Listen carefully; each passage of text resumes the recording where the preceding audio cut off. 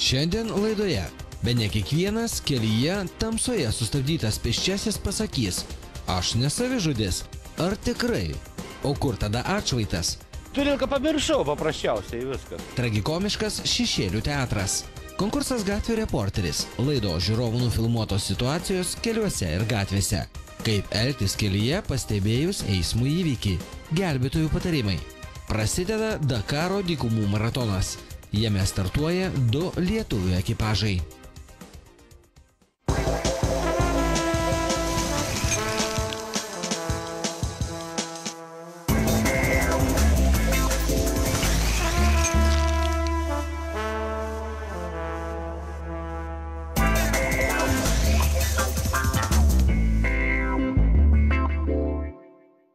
Sveiki! Eismo nelaimių statistika rodo, jog praėjusiais metais smarkiai išaugo žuvusiųjų pėsčiųjų keliuose skaičius. Pagrindinė to priežastis – žmonės nedėvi atšvaitų. Kol jūs šventėte šventes, mes kelioms valandoms su Klaipėdos pareigūnais išvažiavome į priemiestį. Ir, galima sakyti, per tas kelias valandas išgelbėjome keletą gyvybių.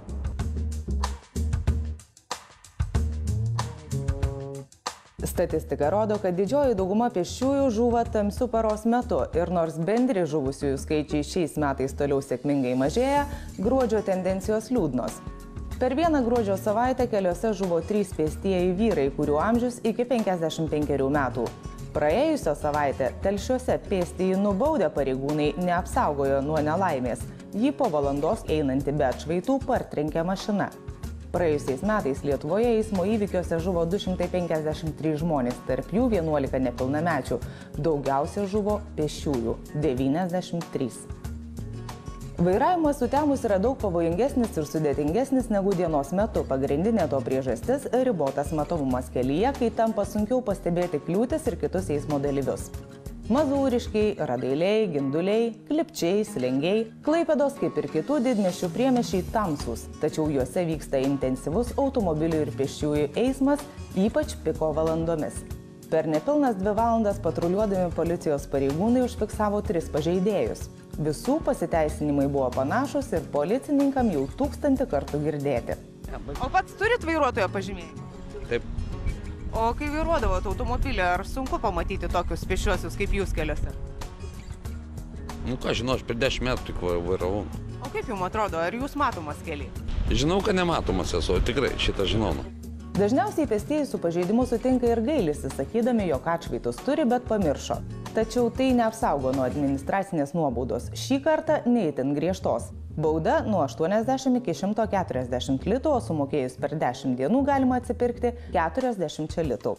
Tiesa, minimali bauda skiriama tik tiems, kas nėra per metus pažeidęs kelių eismo taisyklių. Sakykit, kodėl be atšvaito?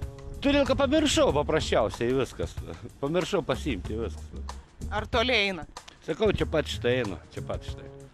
Iš Mazūriškės yra, Turšelį ten yra. O vairuotojo pažymėjimą pats turit? Ne, neturiu, nevairuoju seniai, jau senai dienas.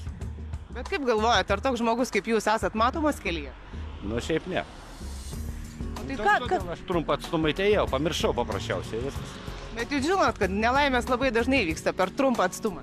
Taip. Todėl žinau, čia yra neleistina vaikščioti. O ten, kur apšviesta, ir ten neleistina vaikščioti. Tai kodėl nenešiojat? Šviesos laikų išėjau, o kiek žinau, šviesos laikų galima vaikščioti, o tik tai tamsoj negalima.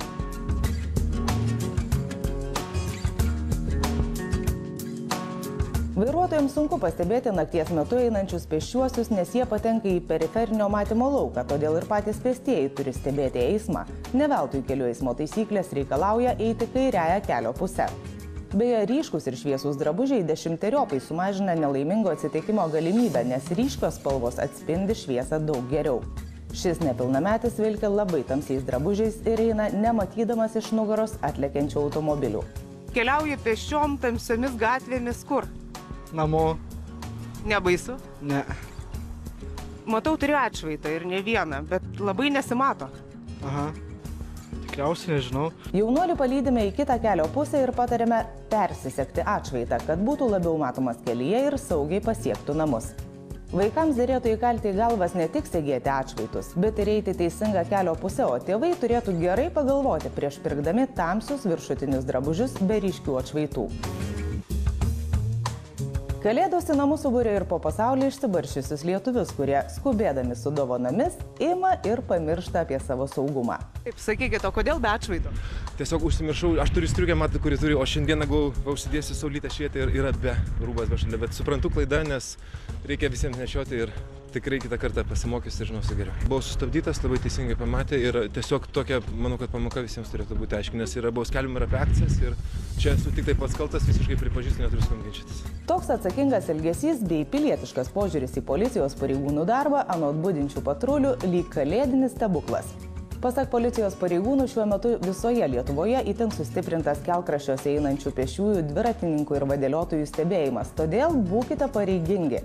Dabar tamsiu paros metu, kadangi suaktyvinom darbą tą linkme, tai jeigu vakare į naktinę pamainą išeinam, dažniausiai tenka bent jau vieną ar kelis. Aišku, ne visada, nes kartais būna net ir porą valandų vienoje vietoje kažkur, kur galėtų būti važinėjęs, sukinėjęs, bet nepamatai tokių žmonių. Čia kaip kada pakliūna. Kuo toliau, kuo labiau į kaimą, tai turbūt tuo daugiau žmonės be atšvaitų vaikšto. Jūs patys esat kaip pareigūnai labiau linkę bausti, ar vis dėlto dar pamokyti žmonės? Čia iš tikrųjų nuo situacijos priklauso, stengiamės pamokyti, bet jei matom, kad žmogus tikrai jau toksai, kad pastoviai vaikšto, kad net nenori klausytis tų pamokymų, prieštarauja labai, tai tada jau baudžiam. Aišku, stengiamės geranoriškai, yra ir ta žmogiškoji pusė. Nepamirškite, tipiški artimųjų šviesų žibintai apšviečia apie 50 metrų kelio. Atsižvelgiant į vairuotojo reakcijos laiką, šis atstumas yra pakankamas sustabdyti automobilį judantį maždaug 60 km/h greičiu.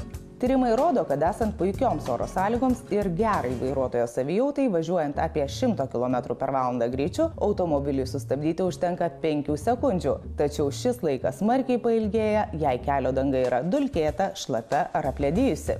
Vairuotojo nuovargis, girtumas ar net kalbėjimas telefonu taip pat gali tapti lemtingu. Kauno kelių policija šiais metais daug tikslinių priemonių vykdė, organizavo netgi tokią analizę žuvusių būtent pėsčiųjų ir iš jų netgi suskirstėme tokias tikslinės grupės pagal amžių, pagal socialinės gyventojų būklę ir tai pavadinom vieną senjorai, kitą mokyklininkai, ir trečią kaimo gyventojai. Tai jeigu taip detalizuojant, tai senjorai pas mus lyderiauja ir sakysim, jeigu šiais metais mes turim 15 žuvusių pėsčiųjų, tai 2/3 yra senjorai ir jų amžius yra virš 60 metų. Baudos padeda jiems ateiti į protą, ar pakanka tik tai atšvaitų dalinimo, kuriuos dauguma tiesiog pameta? Baudos tai yra priemonė ir šiandien dienai, sakysim, jeigu Kauno kelių policija nubaudus apie 1700 pėsčiųjų, tai galbūt šiek tiek veikia, jeigu mes matom, kad važiuojam ir pėstysis pastebėjęs policijos automobilį bando bėgti nuo jo, tai vadinasi veikia.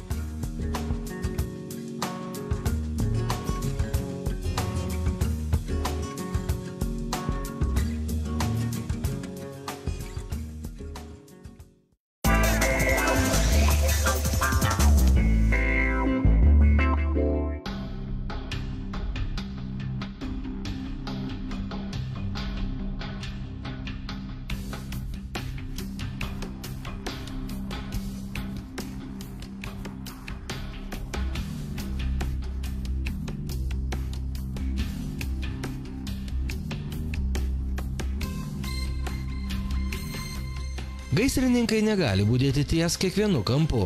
Gavę pranešimą įvykio vietoje, jie gali atsirasti per kelias minutės, kurios kartais būna lemtingos. Ne veltui kelių eismo taisyklėse numatyta, kad automobilyje privalo būti gesintuvas. Tikime, kad daugelis vairuotojų jį turi, tačiau ar moka juo naudotis? Ar turimas gesintuvas vis dar gali gesinti ir yra efektyvus? Lietuvoje šiuo metu parduotuvėse jūs galite rasti 4 tipo gesintuvus. Vandens gesintuvus, vandens putų gesintuvus, miltelių ir angliaukštės gesintuvus. Kadangi automobiliai žiemą stovi lauke, arba važiuodami būna lauke, tai vandens ir vandens putų gesintuvai yra neefektyvūs. Jie tiesiog jums užšals. Iš angliarūgštės ir miltelių gesintuvų aš jums rekomenduočiau rinktis miltelių gesintuvus, nes jie yra universalūs gesinimui ir efektyvūs yra gesinimui. Angliarūgštė yra taip pat efektyvi, bet jūs negalite taip efektyviai gesinti variklio skyriaus kaip su miltelių gesintuvu. Norėčiau priminti žmonėms, kad nelaikas skaityti gesintuvo instrukciją, kai automobilis dega. Labai rekomenduočiau jums susipažinti su gesintuvo instrukcija iki gaisro. Tai yra tik jį nusipirkus. O dar geriau nepagailėti ir vieną kartą su gesintuvu pabandyti pačiam užgesinti. Gesintuvai yra užpildomi įmonėse, kurios teikia gaisrinės saugos paslaugas, gaisrinės įrangos prekybą užsiima. Jūs galite tą gesintuvą užpildyti, bet kai jūs bent vieną kartą būsite gesintuvų pasinaudoję, kritinėje situacijoje jūs sugebėsite jo pasinaudoti.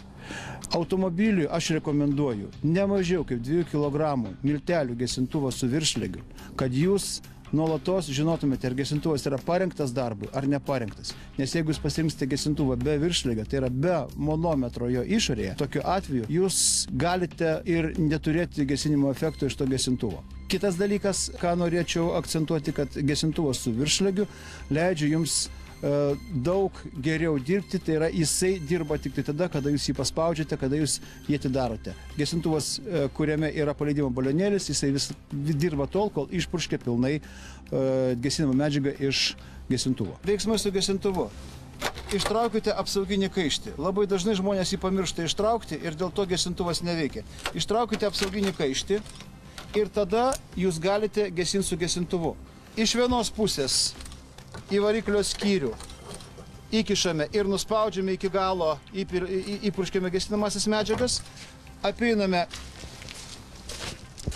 iš kitos pusės ir gesinamasis medžiagas įpurškiame iš kitos pusės.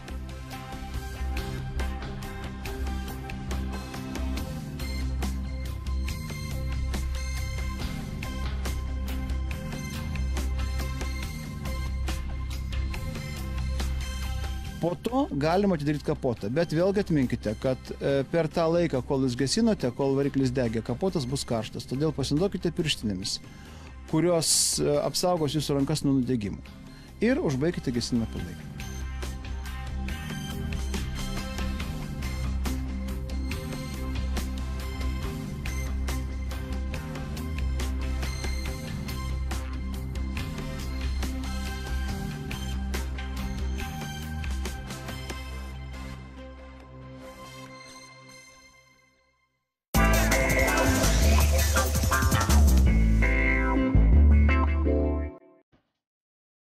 Šiais metais vėl tęsime konkursą Gatvių reporteris. Kiekvienoje laidoje rodysime jūsų nufilmuotas ir atsiųstas situacijas keliuose. Šiandien matysite štai ką. Ar žinote, kokios avarijos yra skaudžiausios? Šį kartą nekalbėsime apie tas, kurias sukelia neblaivūs vairuotojai. Bene daugiausiai automobilių vairuotojų ir keleivių žūva avarijose, kuriuose susiduria du priešais važiuojantys automobiliai arba virstant mašinai nuo kelio. Dažnai tai būna situacijos, kuriuose neįsitikinus saugumu lenkiamas kitas automobilis ir išvažiuojama į priešpriešinio eismo juostą. Taip kaip šioje situacijoje. Laimė autorius turėjo vietos manevrui. Šalia lyg tyčia buvo autobusų stotelės išplatėjimas. Kitu atveju siauresnėme kelyje kaktomuša neišvengiama. Arba kitas pasirinkimas – virsti nuo kelio. Tačiau tokios avarijos nemažiau skausmingos. Autorius rašo, kad kelionė su šeimai į Palangą vos nesibaigė tragedija.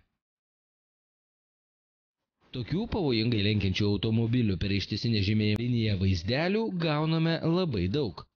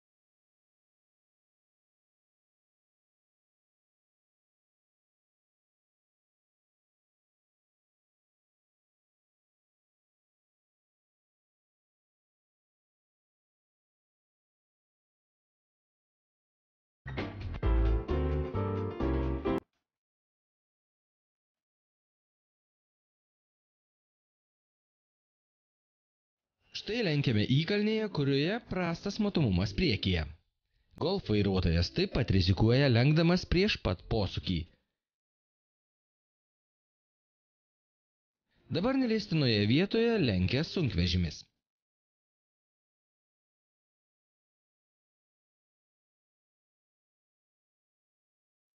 Na, o šis greituolis net su priekaba.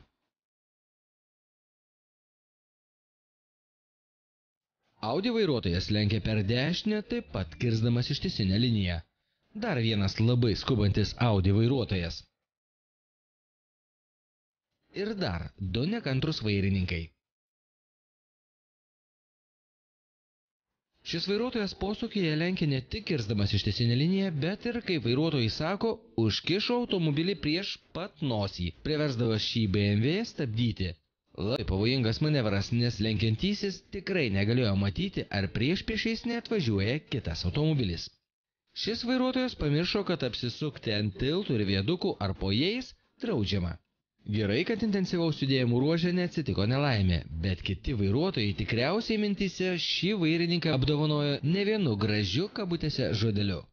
Dar vienas neleistinas apsisukimas. Ir dar vienas panašus. Ir dar toks pat. O šis vairuotojas tikriausiai pamiršo minėtą kelių eismo taisyklių punktą, draudžiantį lenkti, kertant ištisinę liniją. O šis BMW autobusą lenkia ne tik kirsdamas ištisinę liniją, bet rodos ir pėsčiųjų perėjoje. O Opel vairuotojas ne tik suka kirsdamas ištisinę liniją, bet ir trukdo abiem kryptimis važiuojantiems srautams. Ne veltui juk braižomos linijos ant kelio. Čia toks poelgis mažiausiai nepagarba kitiems.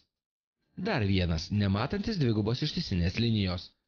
Štai ką išdarinėja sunkvežimio vairuotojas ir paskui jį lengvojo automobilio. Žygimantas mums atsiuntė kelis lenkimus kertant ištisinę liniją, kuriuos nufilmavo 2 kameromis.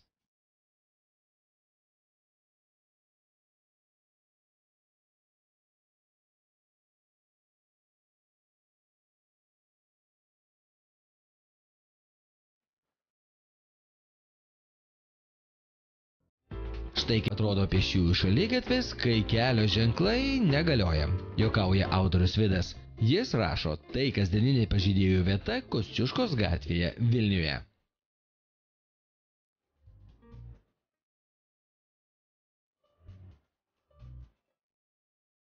Geriausių vaizdelių autorius bendrovės Altas prizais apdovanosime sausio pabaigoje, o kol kas laukime jūsų nufilmuotų siužetų.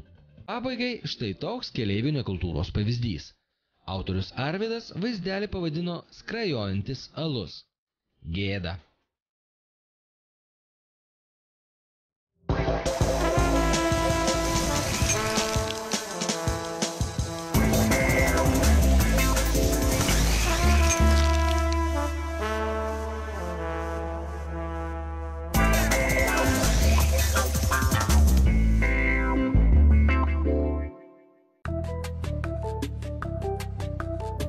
Kelių patrulis laidos Ne vienas kelyje rubrika.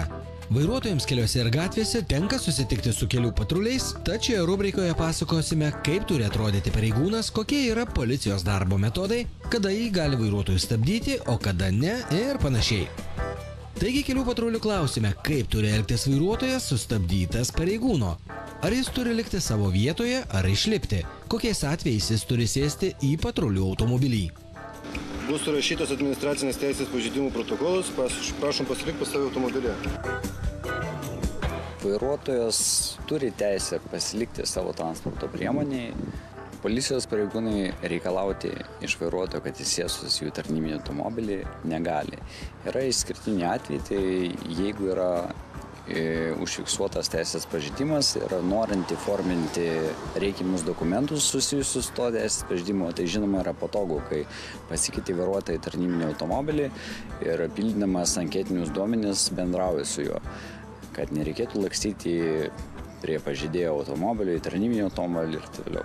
Žinoma, taip pat, kai įvyksta nelaimė, tai yra eismo įvykis, ir yra forminami su eismo įvykius dokumentai, tai vėlgi tu gali paprašyti asmens, kad jisai atsėstų pas tave į tarnybinį automobilį tam, kad būtų paprasčiau bendrauti, komunikuoti ir padėti asmeniui parašyti ten reikiamą paaiškinimą ar taip toliau. Taip pat siekiant apsiklausti liudytojus ar kitus eismo dalyvius, vėlgi tu gali juos paprašyti sėsti į tarnybinį automobilį.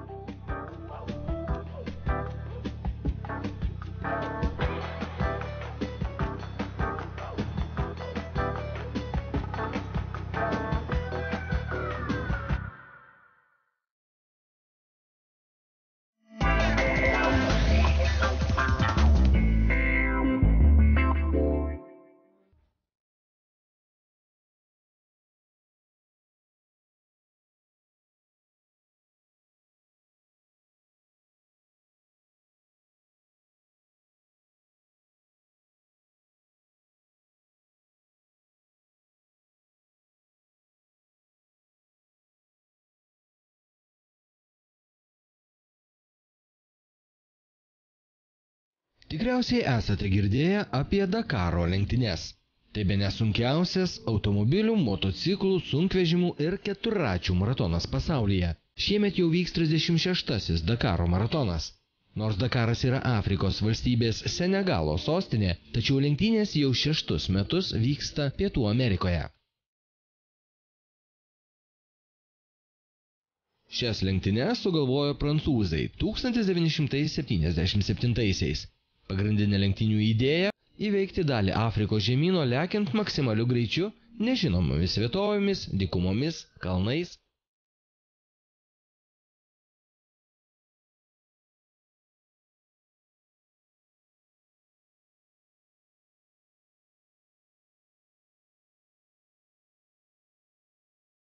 Kas išlieka, tas laimi. Galima sakyti, kad toks lenktynių principas išliko iki šiol.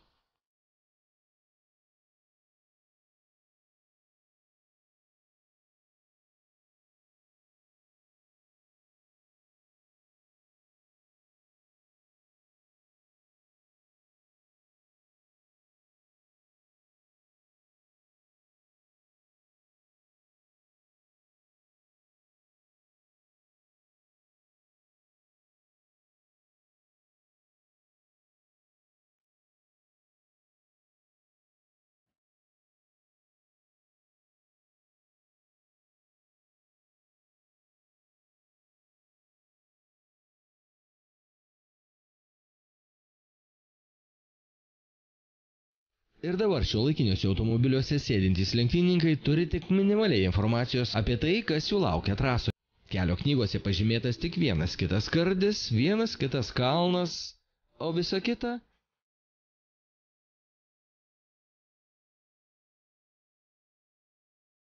šimtai klastingų nepažymėtų vietų laukia lenktynininkų kasdien. Vadovaudamiesi principu, kiek matau, tiek važiuoju, padedami gerai išlavintos reakcijos, intuicijos ir žinoma fortūnos, lenktynininkai šturmuoja dykumas ir kalnus. Maratonas daugybę metų vykęs Afrikoje 2009-aisiais dėl teroristų pavojaus buvo perkeltas į Pietų Ameriką.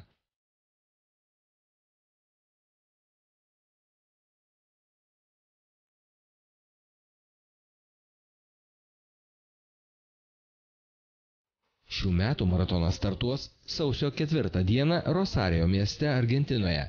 196 motociklininkai, 47 keturračių vairuotojai, 151 automobilių ir 75 sunkvežimių ekipažai pasiryžę mesti iššūkį gamtai, sau ir technikai. Tai bene sunkiausios pasaulio maratono lenktynės. Šių metų dalyviams teks sukarti 1000 km Argentinos, Bolivijos ir Čilės žemėse. Kaip visada trasoje bus pilna visokių kliūčių, pavojingų trasų kalnuose, miško smėlio kopų, akmenuotų ruožų ar net upių. Lenktynių karavanas finišuos sausio 18 dieną Valparaiso mieste Čilėje.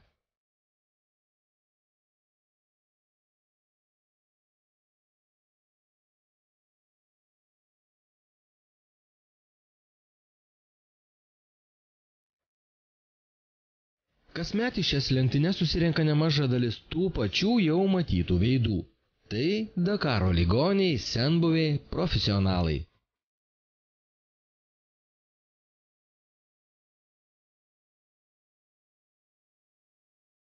Tarp jų bus ir ne vienas lietuvis. Vilnietis Benediktas Vanagas sako, kad dar neseniai jis manė, jog Dakaro maratonas senių užsiėmimas. Tačiau 35 Vilnietis dabar pats užsikrėtė maratono liga ir jau antrą kartą ruošiasi startui. Dakaras yra tiek sudėtingas organizmas, kad iš tiesų didžiausias nerimas, baimę aš neturiu, bet didžiausias nerimas tai yra visgi atsakomybė, kad mes būtume tinkamai pasiruošę, kad mes padarytume minimaliai klaidų tame renginyje ir aš manau, kad net geriausios pasaulio komandos klysta. Tenai klysta ne po vieną kartą. Pagrindinis dalykas, kad ta klaida nebūtų fatališka. Bandyti taikyti kažkokias vietas būtų kaip minimum neišmintinga, nes jisai yra tiek skirtingas, kad neįmanoma to padaryti. Mes pasistengsim padaryti geriausiai, ką galim. Žinom, kad šiais metais bus turbūt pagal tai, ką mes matome, viena didžiausių konkurencijų, kokios kada nors yra buvusios Dakare. Tai bus tikrai sudėtingas renginys savo geografinę prasme, o kai bus pabaigoje, tai mes pamatysim. 50 vieta tai nėra rezultatas, dėl kurio mes važiuotume.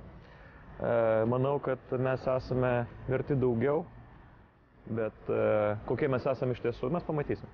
Aš manau, kad dabar mes tik tai kaupiame informaciją, kažkuria prasme, gauname patirtis, kai kurios jau yra ganėtinai skausmingos, bet nuo to mes tampame tik tai geresni, taip kad mes iš tikrųjų pasistengsime dar ten labai stipriai pasispardyti. Ir šiuo metu už mūsų nugaros yra Lietuvos rinka, kuri yra šiek tiek mažoka, iš tiesų norint gerai pasirodyti tame renginyje ir tame projekte. Tai mūsų tikslas yra išeiti į platesnius vandenis ir pabandyti bendradarbiauti su gamykliniam komandom, kad tada galėtum parodyti tikresnį savo potencialą. Praėjusį sausį turėdamas galingą techniką, gerą palaikymo komandą, jis lenktynes baigė 65 vietoje. Benediktas vairuos tą patį automobilį, tačiau jis bus gerokai patobulintas.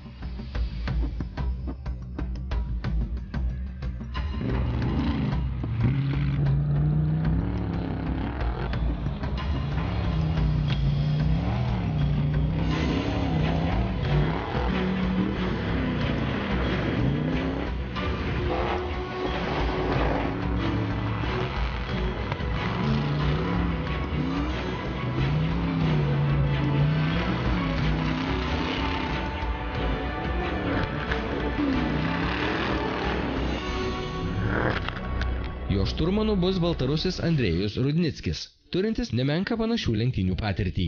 Pastarosius 10 metų jis buvo žinomo Rusijos lenktynininko Leonido Novickio vadybininku ir kartu su sportininku pernai džiaugiasi Dakaro absoliučiai įskaitoje užimta 3 vieta. 49 metų Andrėjus turi ir nemenką šturmano patirtį. Su šiuo lietuviškai baltarusiško ekipažu trasoje varžysis ir lietuviškai kazachiškas ekipažas. Nors abu jo nariai yra lietuviai, tačiau komanda važiuos Kazachstano komandos Astana sudėtyje. Dakaro startui jau pasiruošė Antanas Juknevičius ir Vytautas Obolevičius. Abu šie vyrai puikiai žinomi automobilių sporto gerbėjams. 39 metų Vilnietis Antanas yra daugybės visureigių sporto varžybų nugalėtojas. Šis startas Dakare jam bus jau 5, tačiau pirmąsyk šis vyras startuos prie vairo. Iki tol jis garsėjo kaip puikus šturmanas. Idealiausia vieta prasideda nuo to, kad tu turi finišuoti Dakare. O visos kitos vietos, vėlgi, aišku, yra labai apribotos tavo finansinių galimybių. Aš neturiu labai didelio biudžeto ir važiuoju, sakykime, daugiau pasitikėdama savo patirtimi, kurią ruošiuosi kompensuoti tuos finansinius trūkumus, kuriuos aš turiu savo komandoje.